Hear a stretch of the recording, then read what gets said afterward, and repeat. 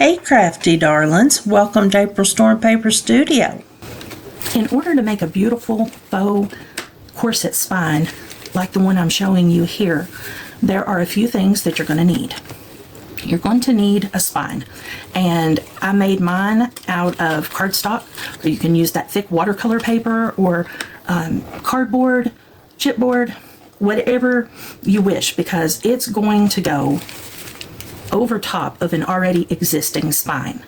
So what you'll do is you will measure your spine length and width on the outside of your book, and mine measures 1.5 inches across by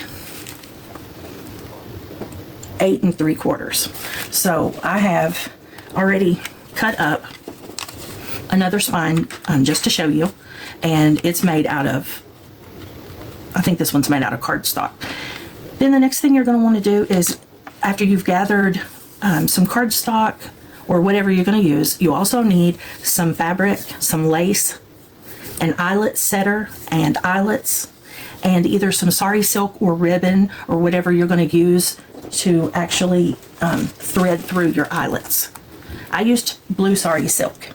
So the first thing I did after measuring and then cutting my faux spine, I covered it with this material.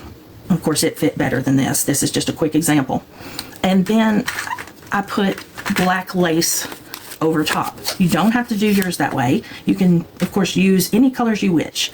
I just thought it made it more, it made it pop nice, and it looks like a corset to me.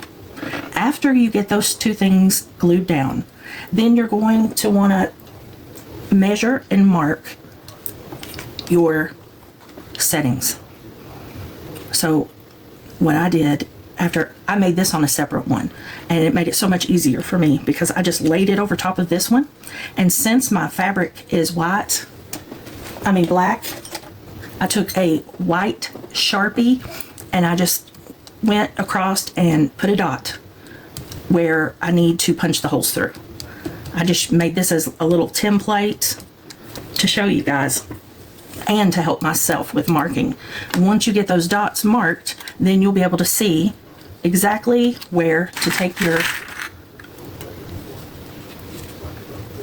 crop-a-dile or your eyelet setter or your hole punch, whatever you're using, and then you'll punch those holes all the way down this side and then all the way down this side. Now, once you get those holes punched through, then you're going to place your eyelets down in those holes. You're going to place your eyelets down in those holes. It's going to go right through the fabric. It's going to be right on your spine with the fabric, and then you'll want to use your eyelet setter to set them. Once they're in place, that's when you're going to want to start using your ribbon or your sari silk, whichever you decided on, and whatever color you decide on. I'm going to try to use colors that contrast off of one another, and then you're going to want to feed. Let me get something to help me feed that through, because I do have a little knot here.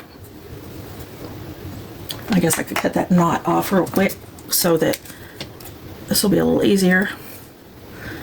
So with your ribbon or sari silk or whatever you have, bring the first side from the back, okay?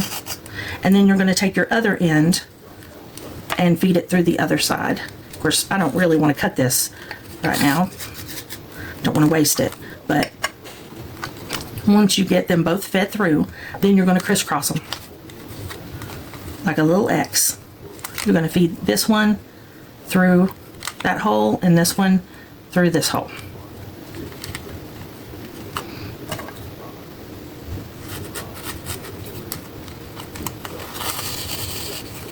And remember, I don't have my eyelets in place here because this is just a template. Remember to set your eyelets inside of your holes before you do this final step. And then you take the next one and feed it across. And you're making little X's all the way down. Of course, yours is going to be double like mine is, but it's going to crisscross all the way down. Okay?